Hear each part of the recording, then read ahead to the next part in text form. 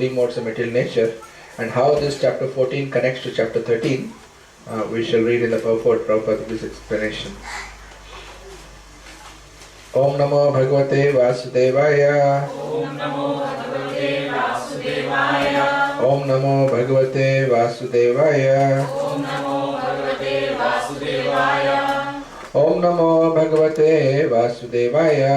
Om Namo Bhagavate Vasudevaya. Called the three modes of material nature. Text number 1.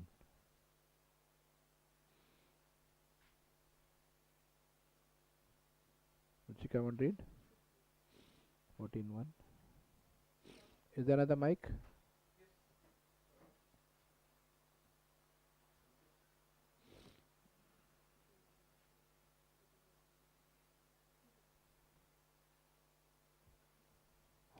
Shri भगवानुवाच Shri Bhagavanuvacha परं भूया प्रवक्ष्यामि Param Bhuya Pravakshyami ज्ञानानं ज्ञानमुत्तमं Jnanam Jnanam Jnana Uttamam यद्ज्ञात्वा मुनयः सर्वे Gyatva Munaya Sarve परां सिद्धिम् इतो गताः. Param Siddhim Ito Gataha. The Supreme Personality of Godhead said, "Again I shall declare to you the supreme wisdom, the best of all knowledge, knowing which all the sages have attained the supreme perfection." Okay. Vijay Gopataji, read the purport. A purport by His Divine Grace A.C. Bhaktivedanta Swami Prabhupada. From the 7th chapter to the end of the 12th chapter, Sri Krishna in detail reveals the absolute truth, the Supreme Personality of Godhead. Now the Lord Himself is further enlightening Arjuna.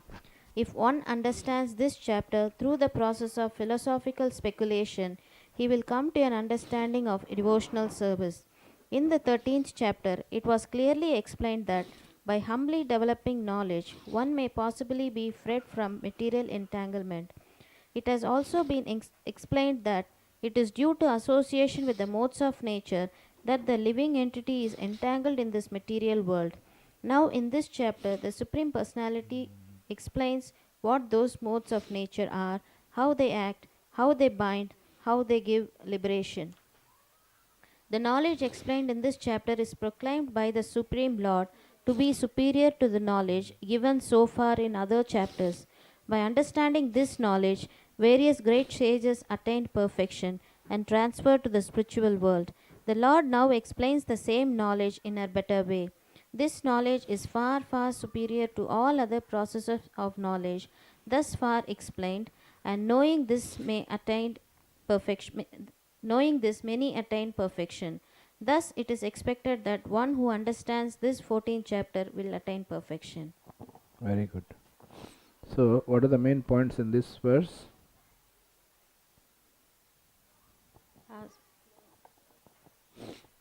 Mataji.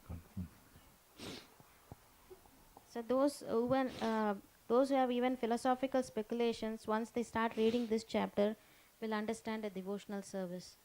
And also, this explains, this is the most important chapter which Krishna has given to Arjuna. And once we understand this chapter thoroughly, we can attain perfection. Like some of the sages who have attained, known this chapter, I mean, three modes of material nature, they are transferred to the spiritual world as well. Very nice.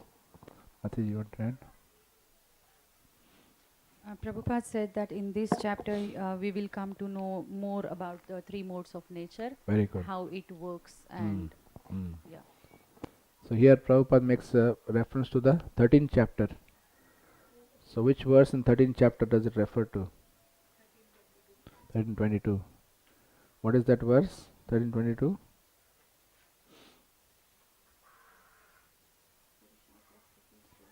Purusha prakritisto hi. Use the microphone, yeah.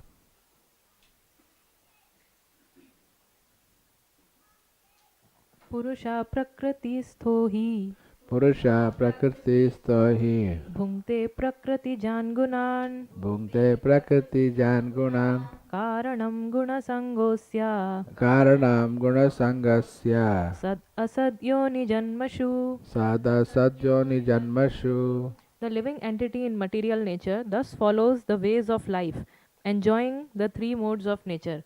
This is due to his association with that material nature. This is due to his association with that material nature. Thus, he mates with good and evil among various species. So how does that connect to this chapter?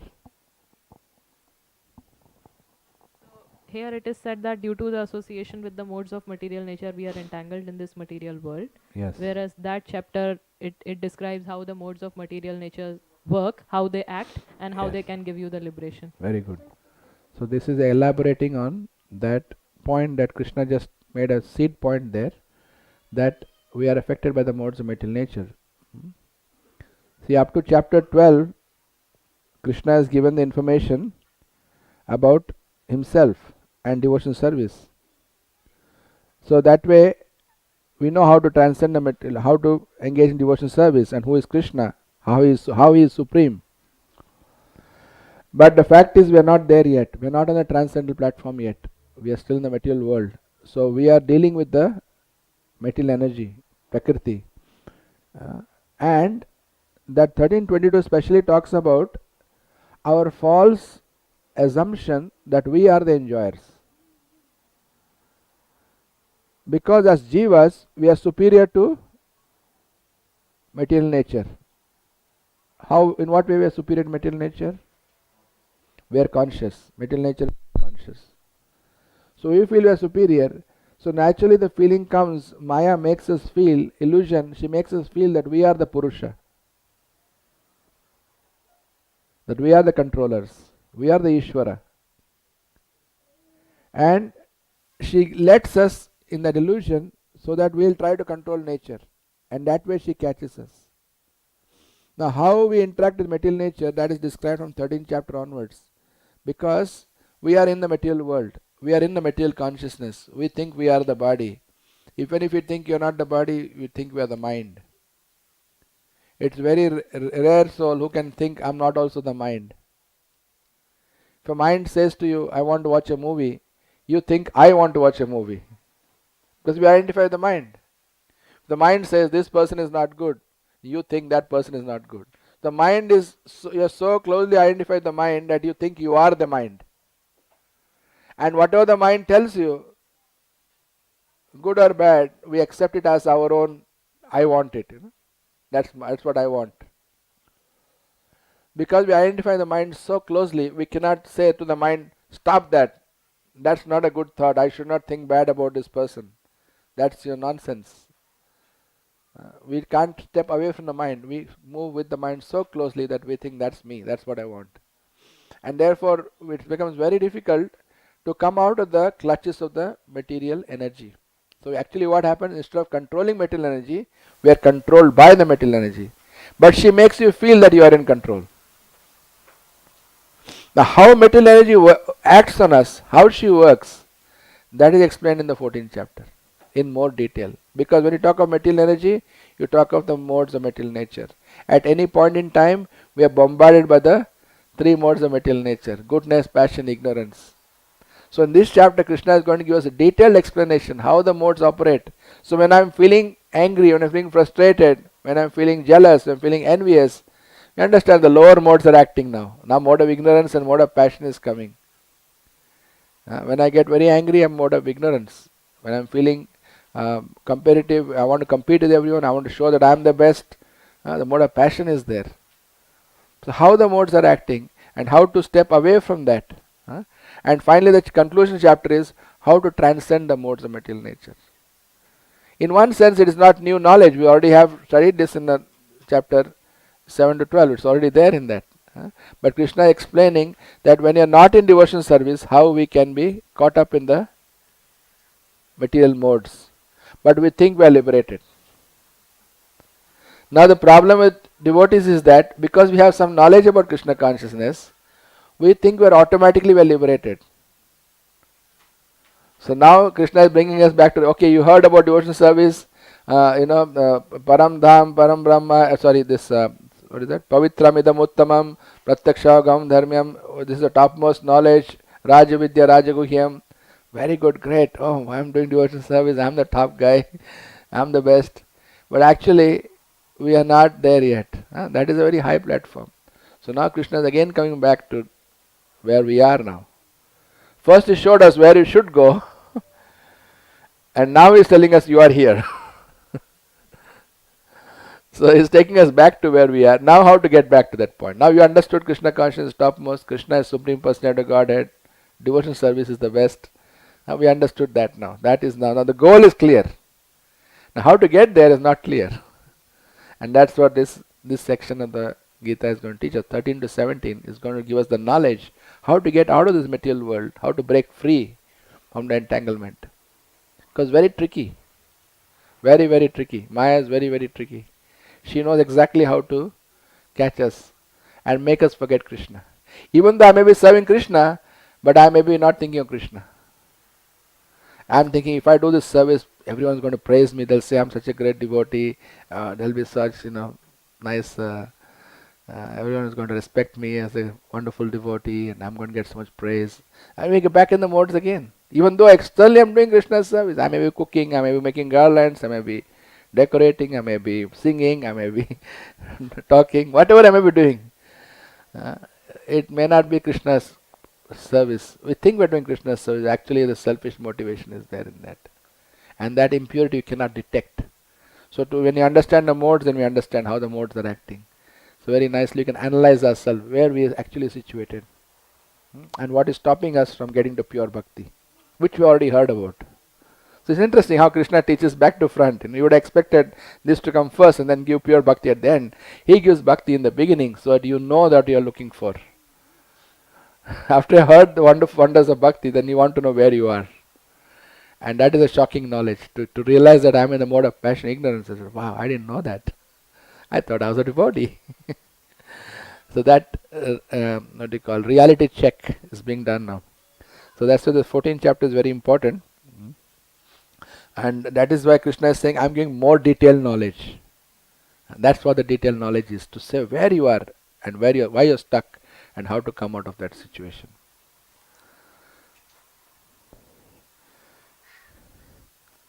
And all the three modes bind us. Because the problem is, I'll come to you in a minute. Oh, okay. Oh, you have to move the car. That light from the car is glare is coming. Can we close the blind? Is that a problem for you? We can move the car. No, I think it's a problem. If not for him, it will affect somebody else, I think it's better to move. Yes, my jacket is somewhere. I have to find my keys. 1 minute. Actually, if you don't mind going to that room, on that side, on the chair there's a jacket. In the right pocket there is a car key, I think. And at least bring me the jacket, I'll search for it. I think I put it in the pocket there. It's at the back of the chair. Black jacket in a black room. Look for a black cat in a black room, a black jacket. Yeah, thank you. My jacket is like a kid's playroom. A lot of things are there. Wow, I got it here.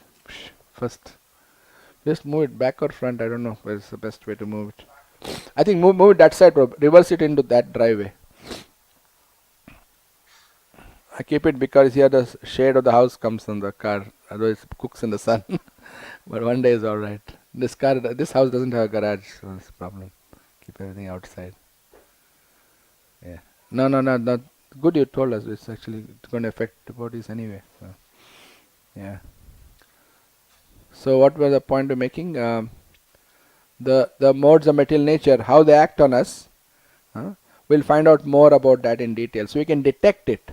That actually I am performing Krishna conscious activity, but I am not conscious. That's why Bhaktivedanta Maharaj says, Vedipurna Maharaj, he says we have to be consciously Krishna conscious. We can be unconsciously Krishna conscious also. Means we are externally doing Krishna's activity, but actually internally my mind is somewhere else. Happens when I'm doing deity worship, I notice that. Even in chanting japa also, I'm chanting japa, but actually mind is not on the japa at all. I'm not hearing the mantra. So that definitely causes problem. So then the modes take over. And with the modes, when the modes are affecting us, it becomes very difficult to come to the transcendental platform. Yes, Prabhu?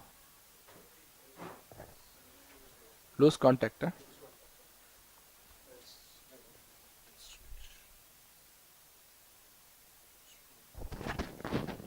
Somewhere it is. Hmm. Thank you, Prabhu. Yes, Mother, you had a question?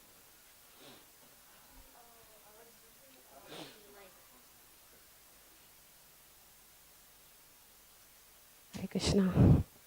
Um, um, because Maya takes over us if once we are in touch with the material nature. I was just wondering whether Maya is a devotee of Krishna or not, because if she's following the instructions of Krishna, Yes, should be devotee. So she why is.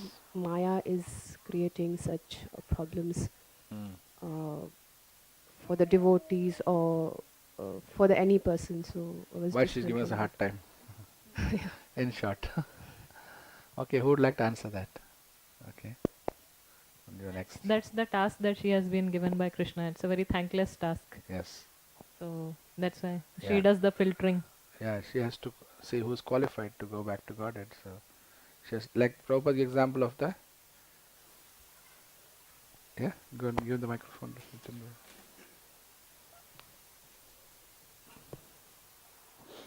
Prabhupada compares Maya to an examiner who ensures that unqualified students don't graduate, Yes, or yes, that's right. or impure souls don't go back to Godhead. Sorry? Okay. Yeah, that's right. She wants to make sure that people who are only qualified come back to Godhead. So she has to do the examination supervisor job. So the student who has not studied will think the examination supervisor failed me. He never thinks I didn't study. Very obvious answer. He blames the because invigilation is very strict today. That's why I failed. I was a lecturer, I know that. I used to catch people cheating, and they didn't like me for that. Because I said, you people become engineers, you build bridges and houses, it'll all collapse. The whole nation will collapse. Engineering college. I said, you want qualified engineers for India, not unqualified engineers. Yes. So yeah, so we blame Maya, but actually it's not her fault. She's not. She's doing her job, as you rightly said. Do you want to add another point, Madhuri? And if she stops doing that, and if we go with all these faults to Krishna, then again we have to come back. Yes, very true. So Very nice. Doesn't it apply karma for her? Because you're saying like she's on the material level, material platform. Doesn't she have karma for that? Because she's creating. It's just because see No Krishna. one tells Maya, you got karma. No, she is doing it in the Lord's service. She is So doing, that is like the service, and yeah, that's the service. whatever the instruction comes. Yeah, that's that. She's not born to the karma. That's No, she won't get karma. Sorry. Give the please use microphone to her. Huh? Actually, I think she's helping us by giving most stuff so that we can go to Krishna. She is Yes, like yes. She's making it fast. lot of support for us to She, progress in Krishna she's making consciousness. it faster for us to come back to Krishna actually. So that is true. And Maya Devi herself, she complains to Krishna once and says, what is this? You know, I have given such a thankless task. Devotees are coming close to you and I am taking them away. This is not a good service to do. I should be helping devotees. So then as Lord Chaitanya, Krishna comes Lord Chaitanya, says, I am come as Lord Chaitanya, you can come back here. And in the holy dham, you can actually help devotees. So in Mayapur dham, Navadvip dham, Maya Devi actually, she helps the devotees. She does that service also. So that role also she has. While general role is to Chaitanya Charitamrita Mahaprabhu describes, she has two roles: the covering potency and the pulling down potency. She covers the living entity and pulls him down. And by doing that, she actually bewilders the living entity, confuses them, and drags them back. But those who are strong, like Haridas Thakur, Mayadevi herself came to test Haridas Thakur. She personally came to test him, dressed as an attractive woman, thinking that he might get attracted to her. But He was not attracted. And then finally she paid obeisance to him and went away. So pure devotee. So when a devotee passes the test, Maya Devi herself offered obeisance to that devotee. Says, well done. You passed the test. But until we come out of that, she keeps on testing us. We pass one test, she gives a bigger test next time. We pass that test, bigger test. Bigger and bigger the test each time. Until you are fully qualified. Yes, Mataji?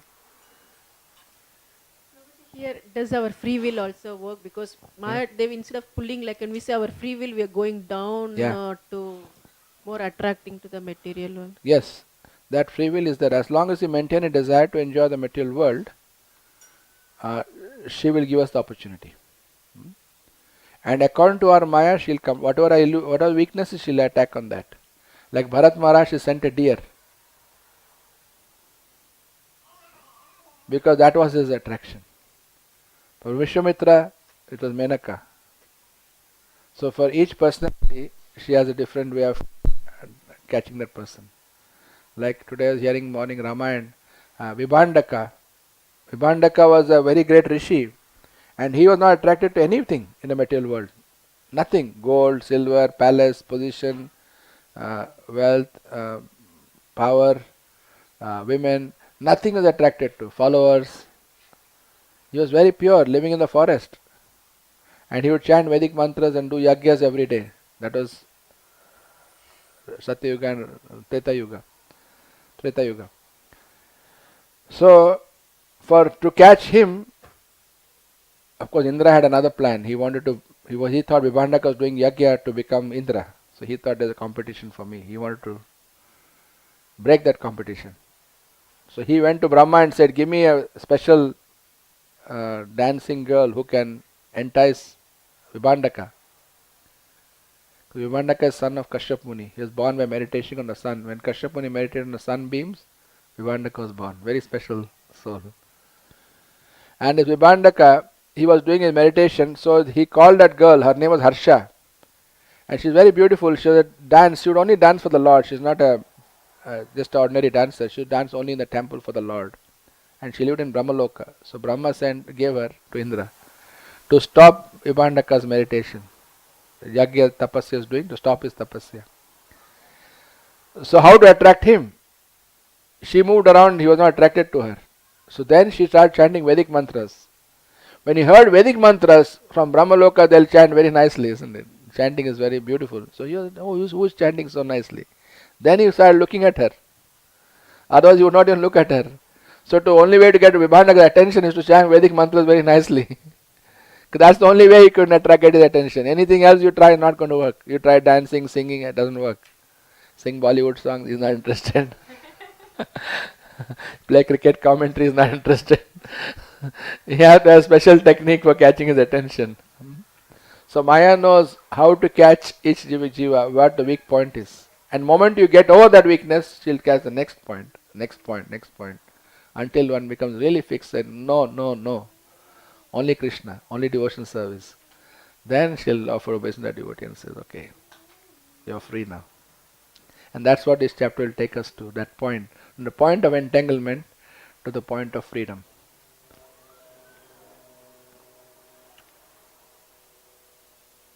And okay? So in the next verse, text number 2. Vrindavan Palamachi, you want to read text 2? 14.2. Yeah, Prabhu, tell me.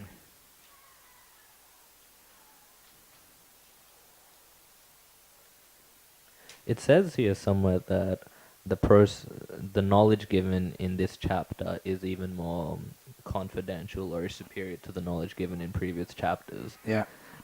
Krishna has been saying that almost every chapter since the 9th chapter. He said that's the most confidential knowledge. And then the one after that was still more confidential. So, which is the most confidential? That is very common in all spiritual circles. You read any book, they say, you read this book, that's it, this is perfection. There's no need for any other book. Every book says that. You go to the holy dham, you go to this holy dham, you don't need to visit any other place. This is the most holy place. Go to Mayapur, they'll tell you the same thing. You go to Vrindavan, they'll tell you the same thing. Go to Jaipur, they'll say the same thing. Any holy place you go, they'll say, this is the Jagannath Puri. This is it. You don't have to go anymore. Actually, they're all correct. Because in the material world, we're used to saying A is greater than B, B is greater than C. Therefore, A must be greater than C. You know, we assume like that. It doesn't work in that material sense. You can be the greatest and she can also be the greatest. You know, and still both are true. Because the material world say, okay, we need only one number one. You can't have two number ones. You know, we're used to that kind of thinking. It's not like that. Compared to 13th chapter, 14th chapter is giving more knowledge. But you see, it's a different section. Like the Prabhupada explained in the purport, right? 7 to 12 is about pure Krishna's position and pure devotion service, bhakti. That is the topmost. Now 13th chapter brings us back to reality check as to where you are. So if you don't know that knowledge and you read only 12 chapters, you think devotion service is great and I think I'm doing devotion service, but actually I'm not. If Krishna was to give 13th chapter knowledge in the beginning, which he did in the 2nd chapter, very briefly, but if he told you are stuck in the material world, there's no hope for you, then what's the chance of you coming out of it? So therefore he has to give the goal first. What is the goal? The taste of the goal. Once you get a taste of that, then you'll want to work for that. Now you have a goal to work towards. That's what I found very special about ISKCON, coming to Krishna consciousness, ISKCON, is that every devotee is clear who is Supreme Personality of Godhead, who am I, what's the goal of life, what is the topmost process. Very clear. There's no argument, maybe Murugan is topmost, maybe Shiva is top, maybe no, I think Ganesh is actually the best. Actually I prefer somebody else. It's not like that anymore. You're very clear who is who, what is it, very clear. But how to get there? Now we know what the ideal is. How to get there, we have to have more detailed knowledge. So the details are being increased. Not that the knowledge is getting... it is the highest anyway. Krishna, Bhagavad Gita is the highest. Whatever Krishna speaks is the highest. And you can't say, oh, what is spoken in 12 chapters is better than 13 or 13 is better than 14 from a material point of view. But the details is giving here is obviously not there. 3 modes of material nature has not been discussed till now. Even though he keeps alluding to it. Right from the 3rd chapter. Right? Remember, Prakriti Kriyamanani, Guna Karmani Sarvasa. What that Guna is not explained there. Prabhupada's purport covers all that, but in the Bhagavad Gita, Krishna has not spoken. Ahankar vimudhatma kartamiti manyate. So what do you mean? I'm not doing why I'm getting karma then? Then who is doing all this? Unanswered questions are there. Therefore, Krishna is waiting till it comes to the 14th chapter to explain what that guna is. 13th chapter also gave a hint of that, but he didn't give details. Now 14th chapter goes more details. And not just 14th chapter, 17th chapter gives you more divisions of faith. Gives you again how the modes affect our faith as well. What process we take depends on what mode we are in. We're inclined towards that kind of faith. No problem. Idam janma upastriya. Idam janma upastriya. Mama sadarmayam agata. Masarvaravata. Sarjapi napojayante. Tatyajate vadapajayante. Pralayana vayantite. Cha. Arayaya vayantite. By becoming fixed in this knowledge, one can attain to the transcendental nature like my own. Thus established, one is not born at the time of creation or disturbed at the time of dissolution. Okay. Just kind of purport. Purport. After acquiring perfect transcendental knowledge, one acquires quality equality with the Supreme Personality of Godhead. Becoming free from the repetition of birth and death, one does not, however, lose his identity as an individual soul. It is understood from Vedic literature that the liberated soul who have reached the transcendental planet of spiritual sky always looks to the lotus feet of the Supreme Lord, being engaged in his transcendental loving service. So even after liberation, the devotees do not lose their individual identities. Generally, in the material world, whatever knowledge we get is contaminated by the three modes of material nature. Knowledge which is not contaminated by the three modes of nature is called transcendental knowledge. As soon as one is situated in that transcendental knowledge, he is on the same platform as the Supreme Person. Those who have no knowledge of the spiritual sky hold that after being freed from the material activities of the material form, this spiritual identity becomes formless, without any variegatedness. However, just as there is material variegatedness in this world, in the spiritual world there is also variegatedness. Those in ignorance of this think that spiritual existence is opposed to material variety.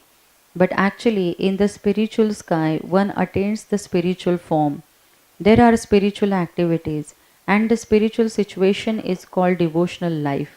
That atmosphere is said to be uncontaminated, and there one is equal in quality with the Supreme Lord. To obtain such knowledge, one must develop all spiritual qualities. One who thus develops the spiritual qualities is not offered either by the creation or by the destruction of the material world. Okay. So what's the main point in this verse? So here Krishna says that when we go back to Krishna, we become same as qualities with the Supreme. Yeah. Okay. What else?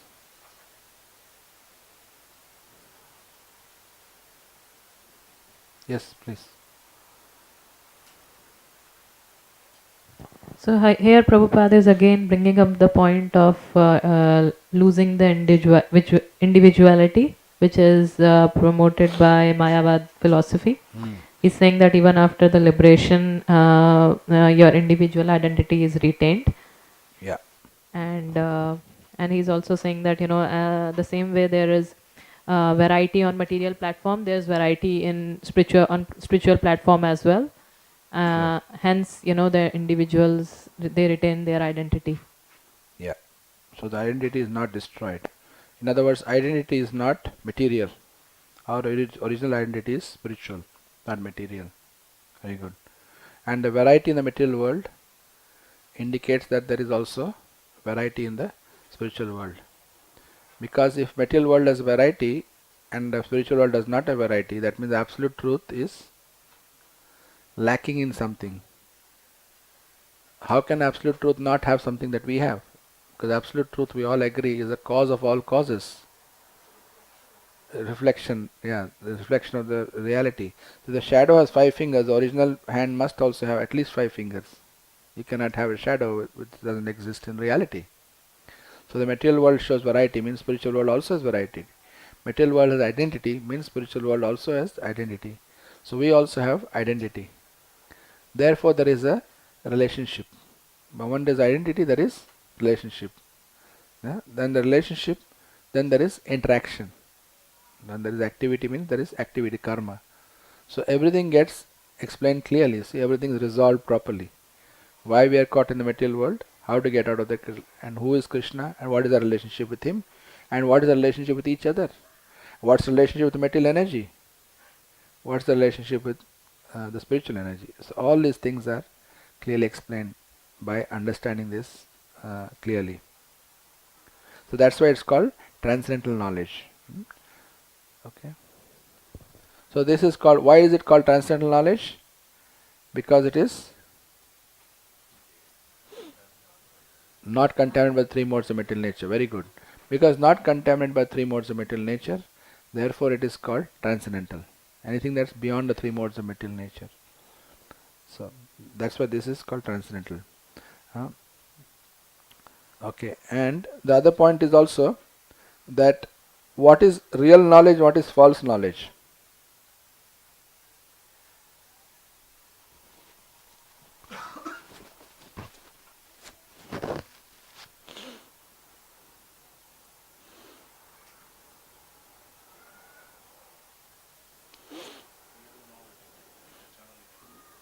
Yes.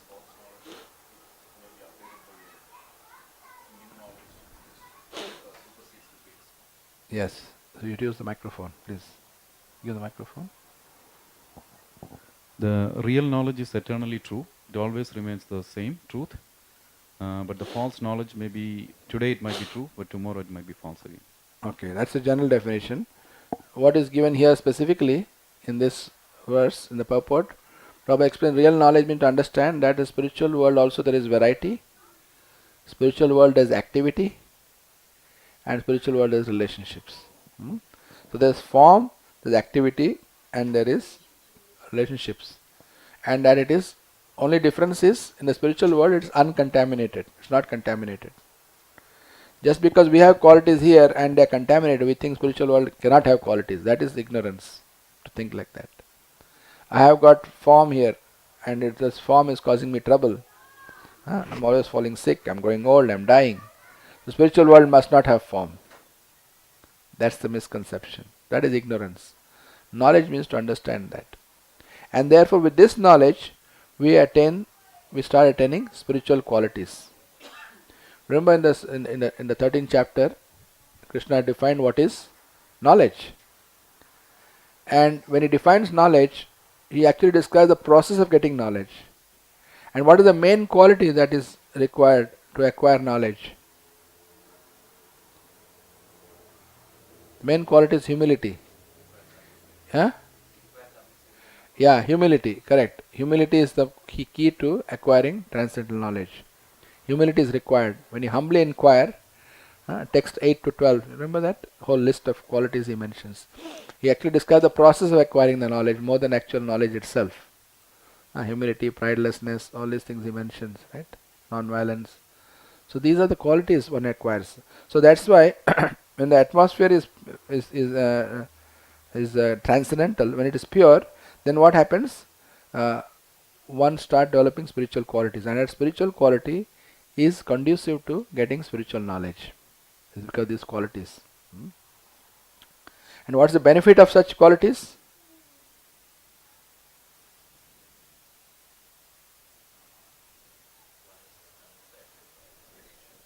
Very good. One is unaffected by the creation destruction of the material world. One is not affected by that. And that's the platform a devotee is on. So Bhagavatam describes that only two kinds of people are laughing all the time. One is a complete ignorant fool, and one is at transcendental platform. One is on transcendental platform is always happy and laughing because he is seeing the whole world as transcendental. And the ignorant fool also in illusion, he doesn't know he is in illusion. He is in the mode of ignorance, but he thinks this is bliss. That's why for a devotee it's very hard that when we become devotees, and sometimes the devotee gives up Krishna consciousness. This is we're going to read in the Bhagavatam today, 5th chapter, 1st canto. That he tries to go back to material world and enjoy the material world. He can't enjoy anymore because illusion is gone. Because to enjoy material world, one has to be in illusion. Only then the enjoyment will be good. Once the illusion is removed, you know what the reality is. You don't enjoy it anymore. And just like you go to a movie, first time you like it, second time you already know the suspense, then it's not fun anymore. You already know the fun is gone. The suspense is gone. That's why in school we used to read novels, and we used to always tease. I'll tell you the end, the last chapter. That spoiled the whole fun of reading the novel. You know who the murderer is or who the criminal is, or you know the end story. Read the last page, you come to know the whole story. Then you're not fun anymore. So like that, if you know illusion, what is Maya, you know what is material energy, then you will not feel like enjoying anymore. Even if you try to enjoy, you will not get the same enjoyment. You will think, this is not the same. Devotees sometimes give up Krishna consciousness, go back. That's why we, from our side, we should keep the door open so when they do come back, they don't feel humiliated to come back. We should make it easy for them to come back. Because they have to go sometimes. Go and enjoy it. Try to enjoy, see what happens. And Maya gives a kick, then you realize, oh, this is not working. Then voluntarily you come back. So then it's good. And that's what we've been doing for so many lifetimes. We're trying to enjoy. Next life I'll get it better. I'll be born in Australia. Why wait for PR? Then I won't have no problem. And my dad, worked for 30 years to get to Australia. He worked so hard, and half his life was gone. I'm smart. I'm born in Australia. I don't have to worry about visa and all that. Also all taken care. Now I can start enjoying from a young age. From 15 I'll start enjoying. So like that also they try, and it still doesn't work. Then finally we come to senses. This is not working out. Why? What's wrong with this? So once a devotee gets a taste for devotional service, then one cannot forget that experience. That will remain all the time. So even if you go away, you always want to come back, because you can see the difference now. So here the material world is being described. So we become, Prabhupada says in that 8 to 12, that purport, no? The devotee is always pessimistic about a material world. He's always pessimistic. He's never having hope. That's why the materialistic people, they don't like us. They say, you people are so pessimistic. Come on, there is some enjoyment in life. We had gone to one Bhakti Vriksha. There was one guy had come. He's an IT professional also. He was arguing. Dukkhalayam, same section actually, 8 to 12. Dukkhalayam ashashvatam. And Prabhupada translates Dukkhalayam as a place full of miseries. So the guy is arguing, no, it can't be full of miseries. I know there's some misery, but there is happiness also. You have to admit that. Your Swamiji is not right. He is very pessimistic. He was arguing, challenging Prabhupada, saying that this is not true. How can he be so pessimistic? There is some happiness. Otherwise, you can't live. He was arguing the point. But how can you say there's happiness when there is, guaranteed we're going to die at the end of this life? If you're standing in the line ready to be slaughtered, and I'm saying I'm enjoying life, la la la, it's good fun, I'm enjoying life, he's going to be slaughtered in the queue. But one who can see that can realize actually there's no happiness here. And the more we're convinced, once we're convinced about it, then we take up devotion service with full determination. Which is that verse?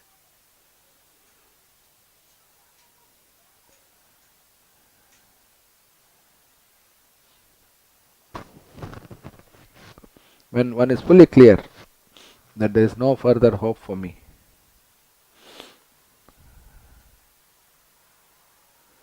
Dridhavrata, I'll give a hint to you. Dridhavrata. More hints? Ends in Dridhavrata. All the Pandits are going search. Using manual method, it will be very slow. Thank you very much. Read the shloka and translation. Very good. Ruchika wins. She's got my iPad wins. But electronic. She's got electronic advantage. Unfair advantage.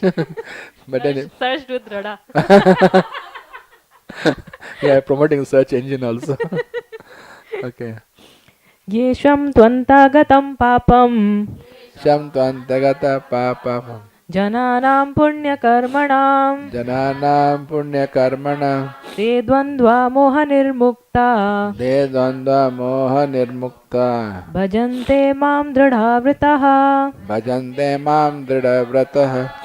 After many births of executing pious activities, when one is completely freed from all contaminations and from all illusory dualities, one becomes engaged in the transcendental loving service of the Lord.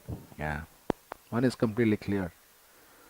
That one is clear of all the misconceptions. But as long as we have hope that we can enjoy the material world, one cannot have that determination.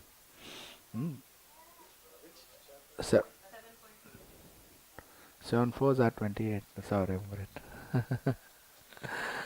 728, yeah. And devotees asked Prabhupada, we have not done any pious activities. How come we are doing devotional service? Prabhupada said, I gave you the pious credits. I gave you the pious credits. Said, we are eating meat, we are drinking, we are doing all sinful activities. Where is our pious credit? How can we come to devotional service? Prabhupada said, I gave the credit.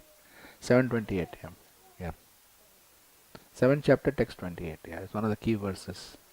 So, Dridhavrata, determination. On the other hand, one who is not determined, that's in the 2nd chapter is also mentioned. Bahushakhai anantascha. Buddhaya vavasayinam. Intelligence is Bahushakha, many branched. It's not resolute. Bhoga Ishwarya Prasaktanam Taya Parityasam, Vyavasayatmaka Buddhi, Samadhana Vidhyate. That two verses like that. So one is attracted to bhoga, enjoying the material one. Aishwarya, opulence. Oh, Sydney is such a beautiful city. Look at the apartment, so cool, and look at the car is so nice. The plane is so nice. When you go in the plane, you are coming through economy class, tired. You see the first class seat. Wow, that seat looks good. Next time I should buy first class. The attraction is there. No? Aishwarya, the opulence. Oh, that looks so nice. Look at that dress. That's so beautiful. Along the attraction is there. So one cannot get a resolute determination. That Dhrida Vrata won't be there because your attraction is that side. So once we give it up, we're fed up, then we can take up devotion service with determination. Yes, I'm not going to look back anymore. I've had it, I've seen it, I've done it. That's it. This time I'm very careful. And we have examples of that. Great sages like Vishwamitra and all the great sages. They went through these difficulties. They got challenged. Bharat Maharaj also. He got attracted to the deer.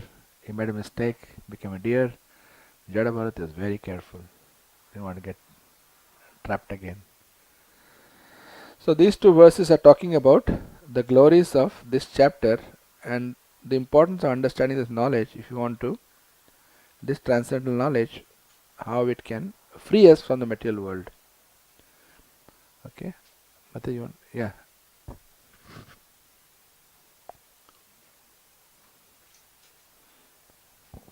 Hare Krishna Prabhu. Yeah, bro. Now, this verse we got the understanding that the three modes of material nature, once they are removed, we get into a transcendental knowledge. Now, my question is, so once we get the transcendental knowledge, we are eligible to go to the spiritual world. Correct. Now, in the spiritual world, which mode is acting? Is only the mode of goodness acting, or are the three modes present No, there? three modes are not there. There's no modes. Transcendental. That's why it's called transcendental. No? Yes. Beyond the mode of goodness. Yes. So that leads to my other question, because we have learnt earlier that we don't act; the three modes are only acting. Yeah. So again, in the spiritual world, is it that we do nothing because we are also acting in the spiritual world as well? Yes, but you see, what is the difference? The difference is one is acting in Krishna consciousness, right? When you act in Krishna consciousness, one is not affected by the three modes. Yagyartat karmanetra lokoyam karabandhana. Tadartam karma kaunteya mukta sangha samachara. So even the material world, if you engage everything in Krishna's service, that becomes transcendental. So spiritual world, all activities are transcendental because they are all centered around Krishna. They are done in full Krishna consciousness. So that's why there is no material modes there. Material modes only come into play when we desire to enjoy separate from Krishna. The moment you desire to enjoy separate from Krishna, then immediately the modes will come. And they'll try to catch us, either mode of goodness, passion, ignorance, depending what type of enjoyment we want. Even listening to nice classical music, not movie songs, even classical music, that can be sense gratification. So if you're attracted to that kind of attachment, then we get that kind of illusion. The mode of goodness will contaminate us. And those who want to do social work and do some work on a material platform, they'll be attracted by the mode of passion. And those who want to be lazy and sleep and be always in a bad mood, grumpy, growling, they'll be attracted to mode of ignorance. So accordingly the modes will bind us. But that's based on a desire. So the modes will act as soon as you give up devotion service, the modes will act on us.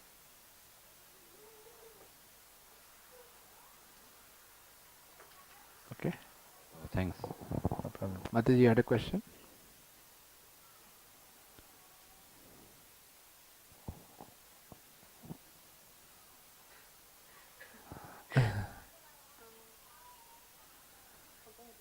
Alright, when you come back to it, you can do it. To help you remember, read the third text number 3. If you can remember it. You can read text 3. Text. Yeah.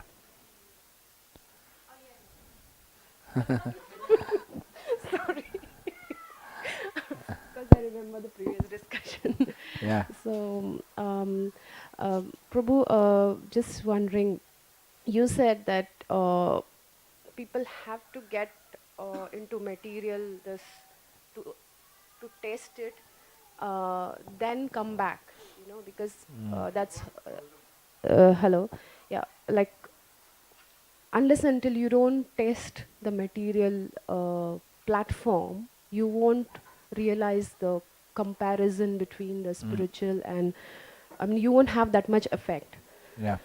Uh, my question is, because also related to the seminar which Maharaj gave, that when we are growing up, kids into Krishna consciousness, we are not showing we are showing only 20% or 30% of whatever is there outside, because they have to expose anyways. So once they are grown, they have to go out independently. We can't stop them. Yeah. And once they come into the material, is it a good thing that they have to taste something, because then they will come, then they will, they will realize the comparison, or this is Yeah. a higher taste and all. Because sometimes we think, oh, they shouldn't taste that, get that experience what we actually have gone through. I got to know like after 30 years or something the Krishna consciousness, which they are not actually doing that. They are since birth. But then after certain period of time, like 15 years old or 20 years old, they will be exposed to all the, even in India and Australia is same now. Same. Yeah. So how is it a good thing that they should get exposed, then only they will come to know what is Krishna consciousness? Or is like they have to follow the same path? Okay, you just be smooth in the, even though we give the higher taste, like we are trying our best as a parents to give, like, from 7 days of the week we are trying to get them into 5 days or something, or 2 days weekends we are trying to get him. So it's very difficult because they have to test anyways. Prabhupada said like, you can't expect the kids to be 100%. They will test, but they will come back. But as you said in the discussion, they have to test it. As like Bharat Maharaj, three modes of material nature did work on him. And then again, when he realized the devotional service, what is the comparison between the deer and the Krishna consciousness? So he came back. Yeah. So my question is like whether it's good thing or not. And if it's good thing, we should be not be like pressurized or something, that Yeah. every parents have that question. Yeah. actually. That's true. Yeah, man. Should I try? Yeah, please. I don't remember exactly in which shloka, Nectar of Instruction, I think it is there. Prabhupada explains the type of people who will understand Krishna consciousness. Some people understand just by saying it, that this is wrong thing. Some people have to experience that. Correct. Some people don't understand even after experiencing that. So it depends on person. Yeah. That's true. So that's true.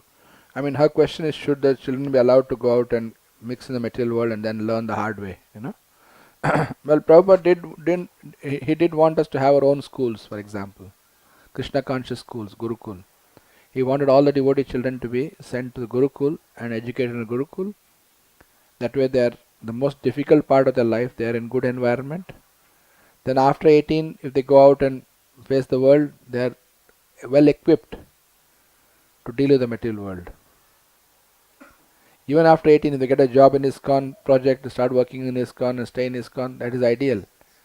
But if they have their desires to go back to the material world and think that they are having a better time, they are enjoying more than me, if that feeling comes, then they will not be peaceful here. So therefore your point earlier is very important. You have given them the foundation. That foundation will always bring them back, sooner or later. But at the same time, there is no need to unnecessarily expose the children to something that's unwanted. So that's why we have to cover from two sides. Out of three, two things we can take care of. One is the home environment is in our hands. And second is the friends we associate with. If they have devotee children as their friends, they will follow them. So you give them a good environment, that's why temple is there. You take them to temple regularly, so they have friends also who are devotees, and they have parents who are devotees. Then they go to school with non-devotees. That is balanced because they already seen the difference here. But if you can send them to a Krishna conscious school like Avanti school in UK or Gurukul, that is even better because then that time they are getting the full environment is Krishna conscious. But then again we have seen not all Gurukulis have become devotees. At least of course we know that at heart they are devotees, but right now they are not acting like devotees. So what went wrong? The parents are Krishna conscious, the Gurukul is Krishna conscious, but when they finish Gurukul they have gone in the opposite direction. So then your point comes in, what is their sanskar? If they are first class devotees, then as soon as they are born, they will not look this side or that side, they will be straight on the path. The second class devotees, they will experiment, they will learn, and then they will make, by mistake, trial and error, they learn, they come back to the right path. But if they are born in a mode of ignorance, then maybe not even this lifetime, maybe next life they will become devotees. I know some devotees, their children actually don't even follow they are not even vegetarians, they eat meat even. They are devotee families, devotee parents. So there are many factors in this involved. One comment Urmila Mataji made when she was here recently, she said that she went through her the turbulent teenage times very successfully because her father always spent time with her. Remember that? She told he used to get up early in the morning and he used to spend 2 hours with her. Even though CEO of a big company, he always gave her 2 hours. And because of that time he gave her, the relationship she had with the father is so nice that she said, if I do something wrong, he will not like it. I can't do it. So she didn't go off the path. So that's a good indication that we need to give time to our children, quality time. So that is why it's important. See, in the early days of the movement, when I joined ISKCON, not everyone got the right training. We were told by the authorities that family is Maya, children are Maya, wife is Maya, stay away from them. And some of the parents would neglect the children and go and do service in the temple. That is considered very cool. But over the years we realized that's not a very good system. It's not very good. Yes, we can't be in the family mode all the time and forget Krishna. That's one extreme. The other extreme is we totally forget the family. So it's a very difficult balance to make. So I come from a time when we were taught in a different way. So I still have that hangover. So I am not a very good parent or a good husband for the matter, because we are sort of trained in that kind of way. It's how you are given the training, that's how the mind works. But having said that, because we are trying to serve Krishna, Krishna protects us. He protects the children. Not that, oh, you served Krishna, you served me, you didn't take care of children, too bad. No, Krishna takes care of them also. Eventually Krishna does take care. But then that requires faith that Krishna will rakshishyate iti vishvaso, Bhaktivinoda Thakur says, right? The 6 items of surrender. Having faith that Krishna will protect us. If I serve him, he will not let me go. He will not let me down. Surely Krishna will protect us. Having that vishwas, that faith, that is also required. So we need to do all of this. So if the children become devotees, that's very nice. They'll help us in Krishna consciousness and we can help them. It's a beautiful relationship. If they're not Krishna conscious, what to do? If their total tendency is totally wrong, they're just not into it, you tried all your best, not working out, very good. That's also good for a devotee, because that means he becomes detached from the family, which eventually you have to. Sooner or later we have to detach. 50, 60, some age, Maharaj told in the Varnashrama system, Vanaprastha, we have to, that is coming, it's not far away. No matter how young you are, it's not far away, isn't it? So we have to come to that stage of becoming detached. So Krishna will arrange, he knows what is good for us. Hiranyakashipu never wanted a son who was a devotee. He didn't want that. But Krishna gave exactly a son who would be a devotee. So no one was dared to challenge Hiranyakashipu except his son.